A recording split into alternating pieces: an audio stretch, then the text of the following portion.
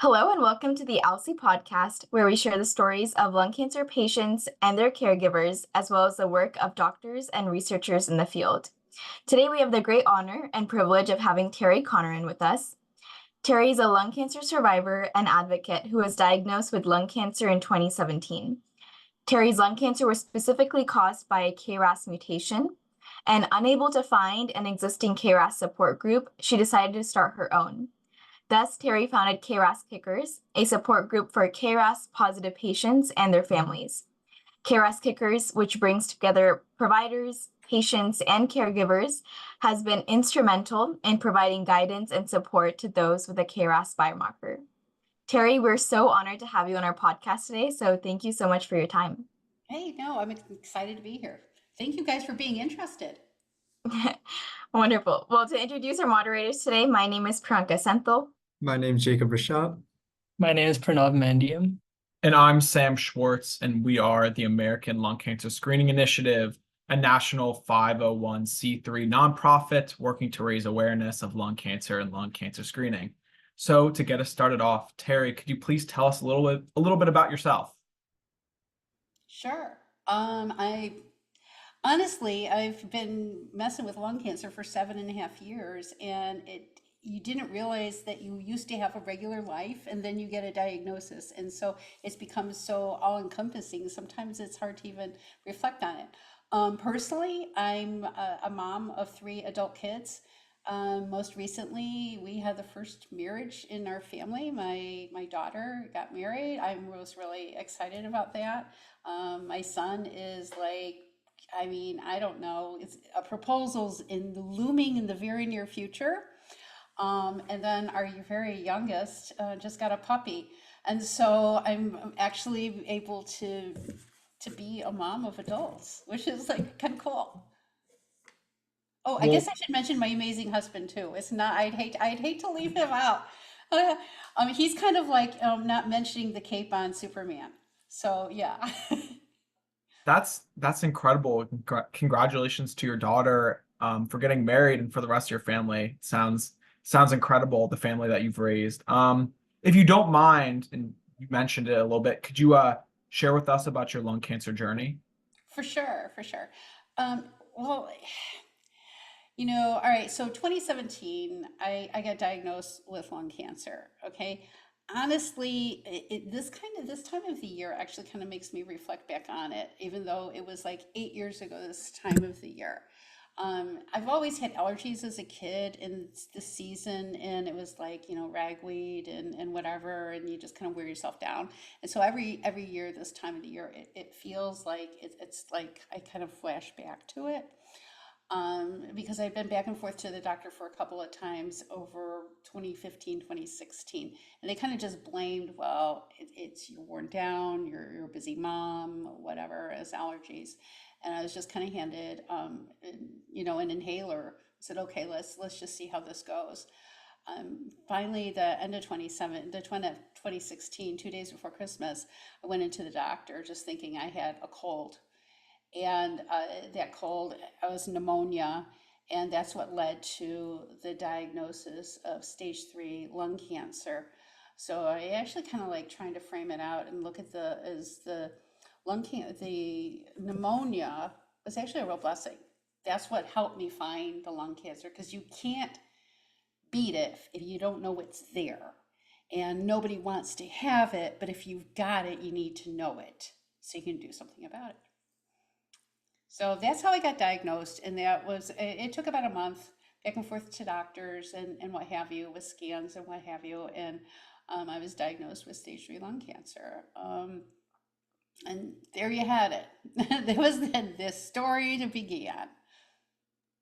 Yeah, and so I heard that you've had several recurrences since then. Can you talk a little bit just about what that was like, sort of what was going through your head when you were told about the first recurrence and the ones after that? Just sort of talk about that. Yeah, let me walk you through from how I didn't want to kind of like just like take it over and be boring.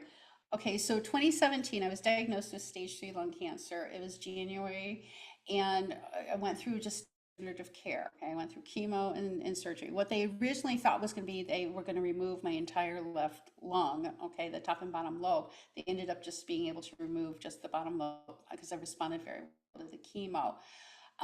After that, that's kind of when I got involved with lung cancer support groups and actually exercise groups, anything having to do with cancer, because I was trying to kind of like reconcile what it was I had gone through. Because it's like anything you go through, you're like, you need this recovery time. So that's what I was doing. And that's when I really started seeing this. There's these biomarkers, there's different groups of people that are have a community amongst themselves around drugs that work for them, about things that are in common to them. And it just prompted the questions that I had for my doctor. And it's like, because you'd walk into a room and, you guys in lung cancer, no, you walk into a room and there's like, okay, EGFR here and ALK there and ROS1 this. And it's like, well, what am I? And so that prompted the question of my doctor. My doctor's like, well, we did biomarker testing at your diagnosis, because I presented as though I was presumed stage 4 because of some fluid. So they did the biomarker testing. She's like, well, we did testing, but we don't see anything. We didn't see any biomarkers. That wasn't true. There was on the report, there was my biomarkers, and it showed this KRAS, but it took 2 recurrences and a second opinion for me to realize I didn't have a copy of the report. The reason the doctor wasn't sharing the information with me is because she didn't have anything that was actionable to her.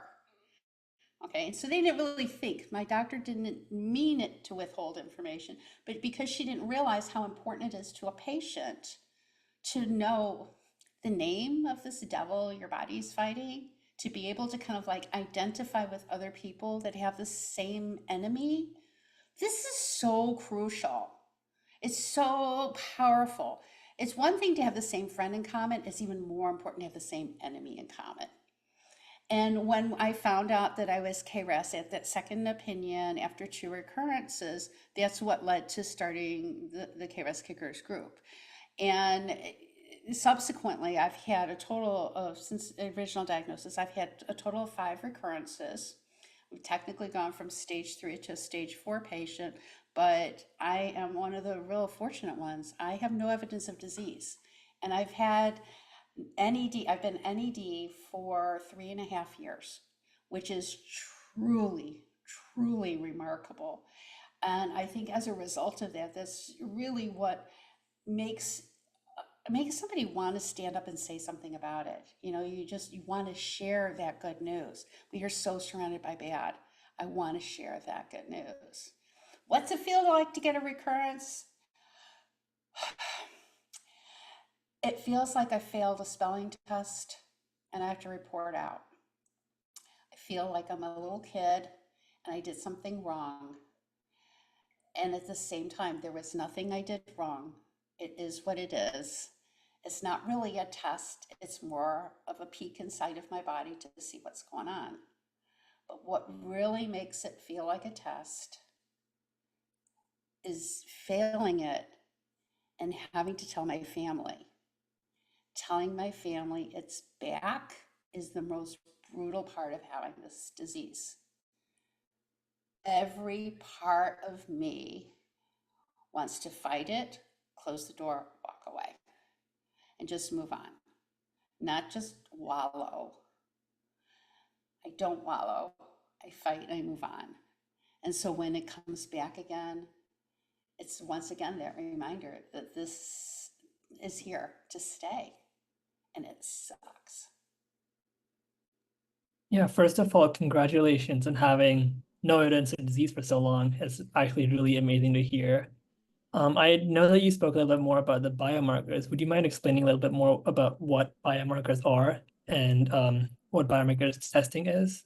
For sure. Okay, so I'm not a scientist. I'm just a patient. So in the patient world, biomarkers are what's driving the cancer. Okay, it's just the name of the mutation that they've identified within the cancer tumor is how they refer to the cancer biomarkers. And there's many different ones, and there's some that are unknown, and they're always learning about more. KRAS is the most common biomarker in the 3 deadliest cancers: lung cancer, colorectal cancer, and pancreatic cancer. It's also in other cancers as well, rare ones.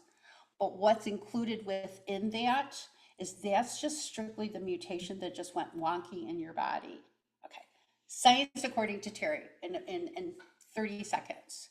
Every human being has KRAS. It goes on and off and does what it needs to do in your DNA. For whatever reason, 1 minute it's doing what it's supposed to do, and the next time it clips on and it makes the wrong protein on the spot, and it keeps duplicating it. And when it keeps duplicating it and your body doesn't fix it, now you have a mutation. After it keeps doing this, about 250,000 times, you've got something that's big enough to be seen on the tip of one hair. If it keeps doing it in your lung, you've got lung cancer. That's how it works. And so it's not necessarily something that's like an inherited is the biomarkers. Those can be something that just happens spontaneously. How do you find out you're testing? How do you get a biomarker test? Big question. First of all, I can't do it as a patient. The doctor needs to do it. The doctors prefer to do it from tissue if they can get some tissue, and under the pathology when they do a biopsy and send that out. Sadly, it can take a couple of weeks. A couple of weeks gives them the information they need to know what's driving the cancer, so that you, the patient, can get on the very best treatment possible. If you give somebody the wrong treatment, it can impact it a whole lot worse. So you need to have the right treatment for the right mutation. That's what biomarker testing is. There's some other stuff that's happening as far as different subtypes of tests, and they call them NGS tests, or you've got liquid biopsies, and it can get crazy convoluted. But what's really important is having the test, and more importantly, getting a copy of your test as a patient so you know what it is. Then I can talk to somebody else in an intelligent way to see, okay, you have this, I have that too, or I have this and you have that. That's why we don't have those same things in common. So that's what's really important about it. That was beautifully explained. Thank you, Terri. I don't think I could have done a better job. So we wanted to pause and ask about biomarker and biomarker testing for any of our listeners who may not be familiar, because I know we were talking about that a lot.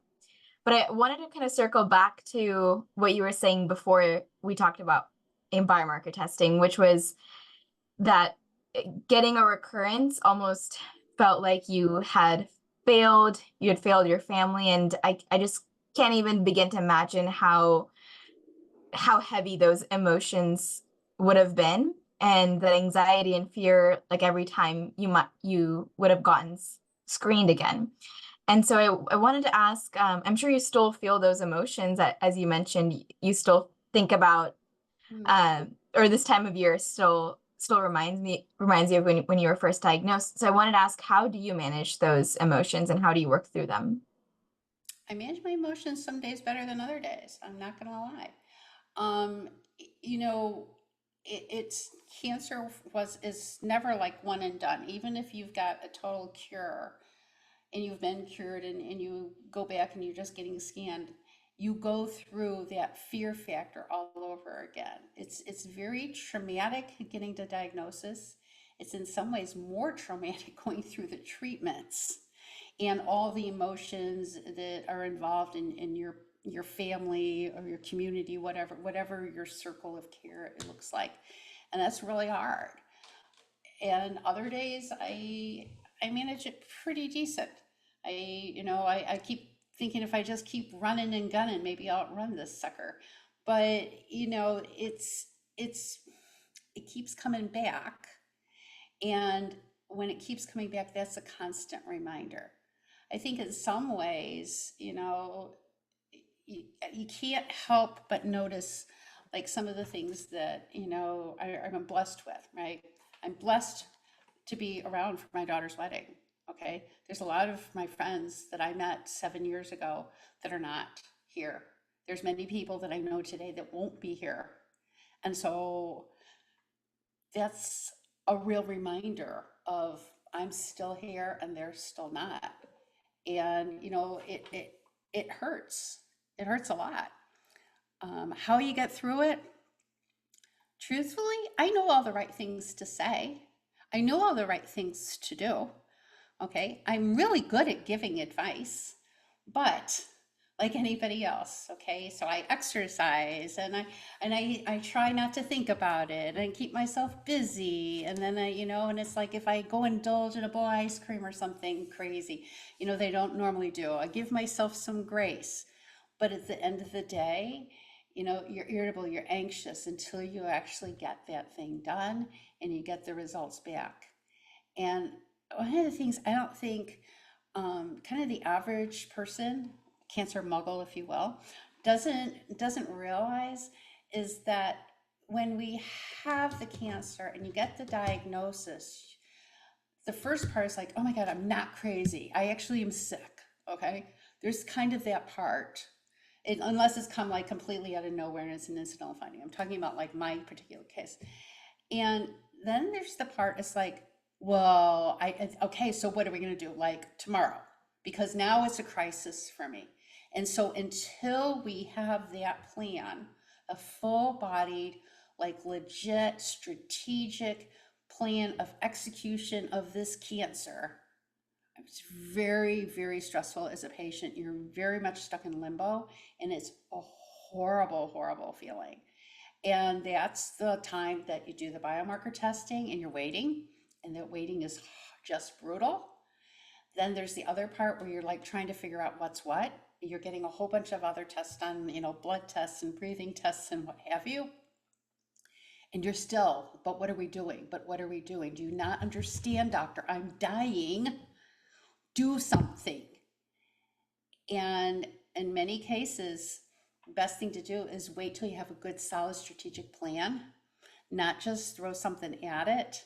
You need to throw the best thing at it.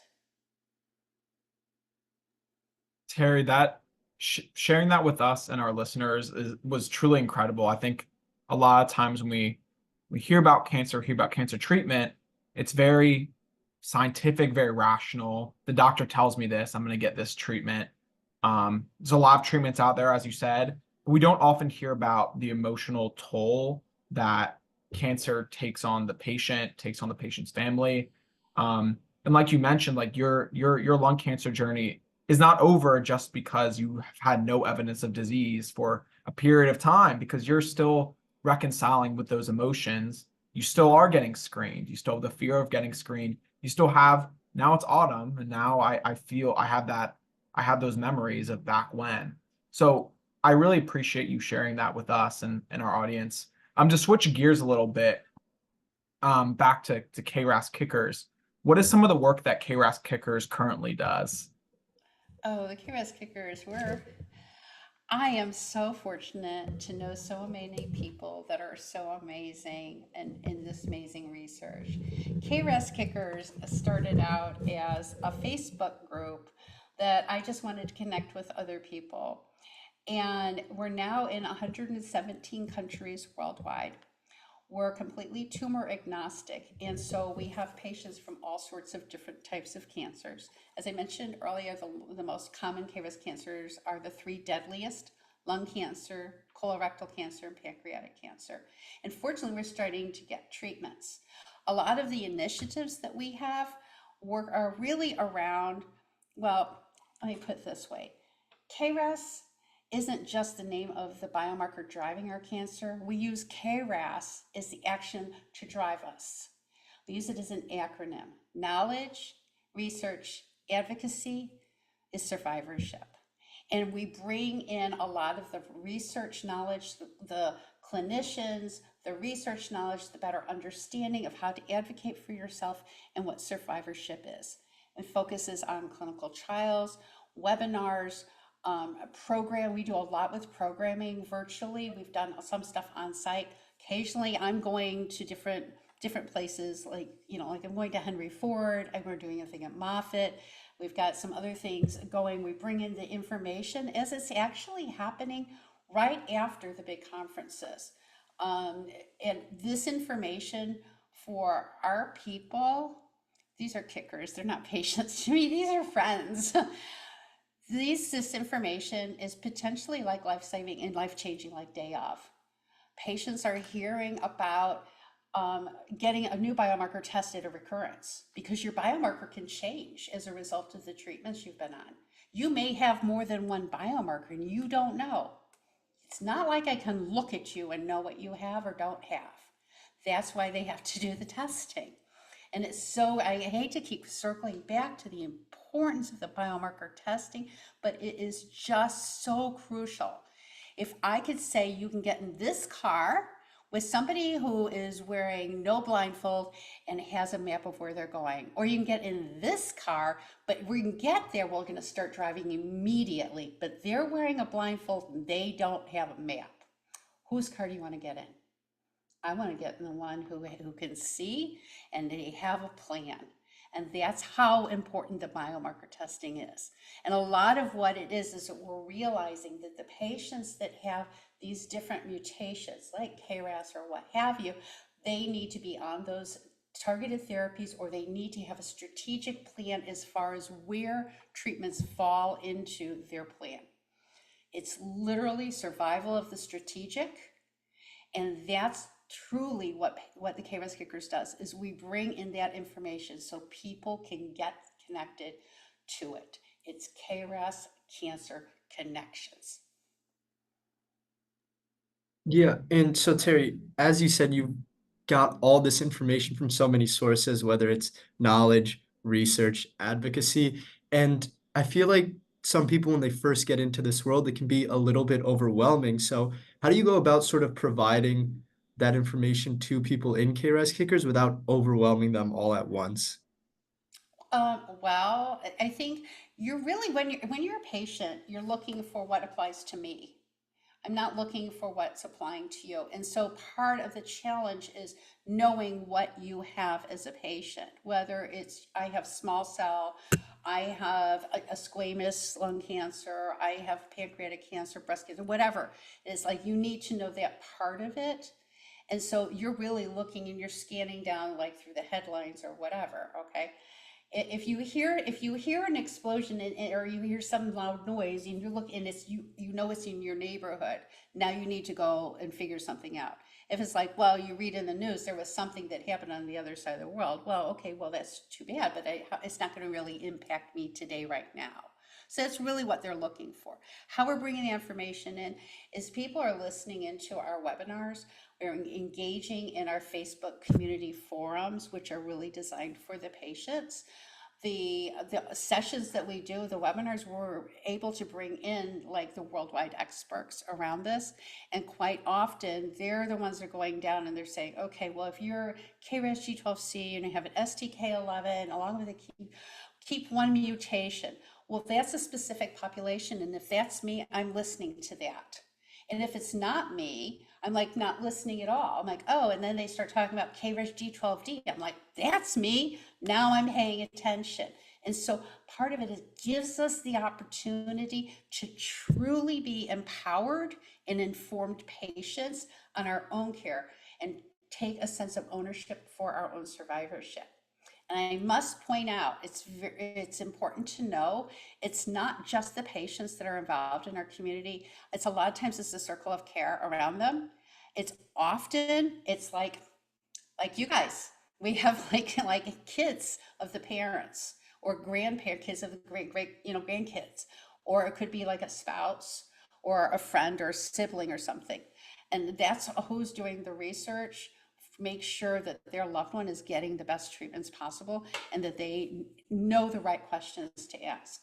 Because that's a lot of it, is if I hear my doctor answer my question and I'm sitting there and I go home and I listen to all these conferences, I'm like, wait a minute, that's completely different than what I just heard.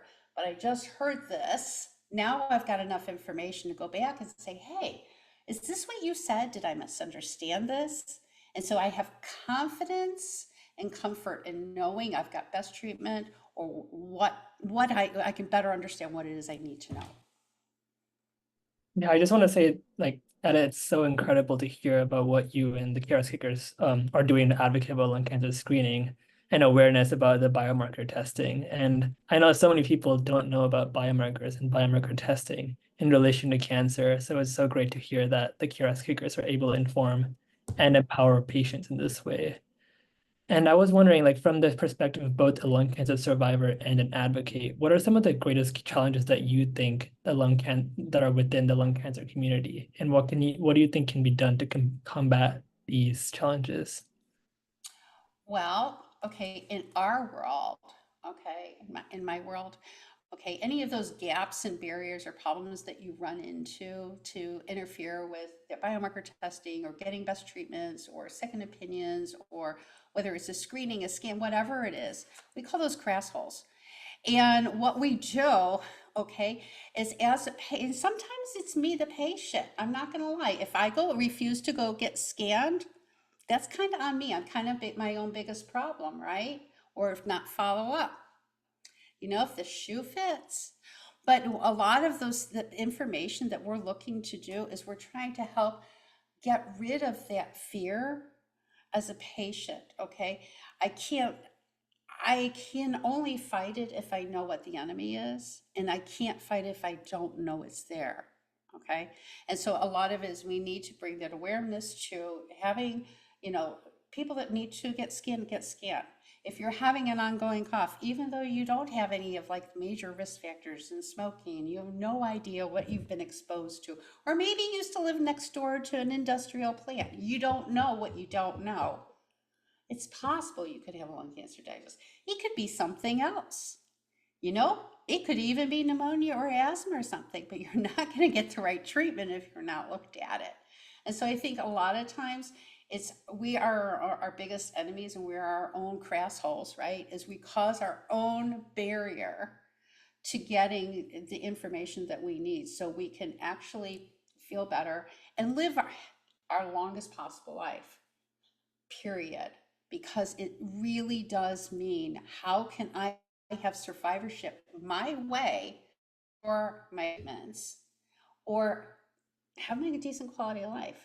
And if I choose, and there's people that choose to just go live in a cave, and that's their lifestyle choice, and they don't want to they want to be hermits, they don't want to deal with people. That's their right.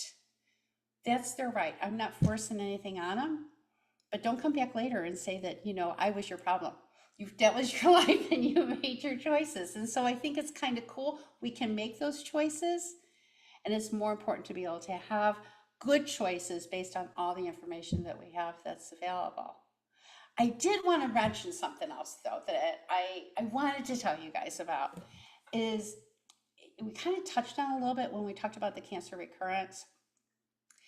And I think quite often these are the things that kind of get missed, is that once you get that diagnosis, it doesn't go away. I never just get a cold. I never just get a headache. Okay. Every time I still, 7+ years later, drive by the hospital where I had to go get chemo, and it's been 7 years, I still swear I could smell the chemo I smelled. Okay. Now I know that there's no way I'm actually smelling. I know it's in my head, but it's still there. And that's part of the living with in survivorship, that we as patients, as people living with what's happened to us, because there's PTSD. That's really what it is. Living with that and being able to kind of let it become part of the tapestry of my life, not take over my entire life. That's truly ownership of that survivorship, because as we're owning it in an empowering way as a patient, now I really do have my personal quality of life for my personal choices, the way that I need to have them for myself. And we call that my world hope. And there's nothing better than multiplying hope. And that's easy to do by sharing it, because hope shared is hope multiplied. That's so beautiful. Just Terri, thank you so much for sharing your story with us. This podcast is really special to us because it's the first time that we've had the founder of a biomarker support group on, and we hope it's the first of many. But just overall, your story is so inspiring that even after receiving, your lung cancer diagnosis, you didn't let that stop you. You saw a need. You started a support group that's helping so many patients. Can you remind us, Terri, how many people are part of your support group? It's incredible. We want to really highlight. What's really funny is that in our, like, connected to the group is probably around 10,000 people. But if I've kind of like look at like, number impacts and stuff like that, because I mean, I'm kind of everywhere, and I didn't mean it to be that way. It's just this is like a passion calling. I'm on a mission. I'm on a mission to kick cancer's KRAS, and it doesn't matter where it is and what I'm doing. It just shows up. It kind of comes out, and so I can't stop it. So it doesn't matter if you're talking about I'm at Targeted Therapies, I'm at ASCO, I'm at ESMO, I'll be at ACR. We do our own kickers. We do a KRAS Cancer Connect conference because it's so crucially important. Where we are is coming from the research. I should say that's where we're going, is where it's from the research. Where we are today is just got more potential for where it is that we need to go. And so, is a biomarker group, an oncogene group, as it were, we really want to be able to, I don't know, join arms, sing kumbaya, something like that, right? And if the more people that we can connect that have something similar to us, the more power there is in that. There's strength in it, and I know I'm probably running over time, but like, I'll talk. But the thing is that nobody wants to walk alone in this journey, okay? And it doesn't matter. In journey, you could choose the word life, right? Nobody wants to walk alone in it, okay?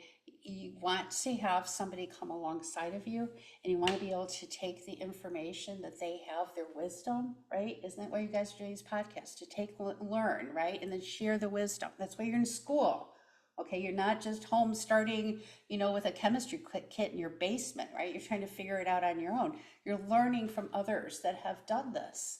And that's really, I don't like to consider us a support group. I consider us an empowerment group, because patient empowerment says, I'm not a victim. I got what I got, and I'm going to do something about it. And how we really like bringing this, and I like tangible, visible things that make the point. And so, like the KRASKickers, we have socks. And if you guys catch up with me, some of these places, we give away socks. We give away good quality socks.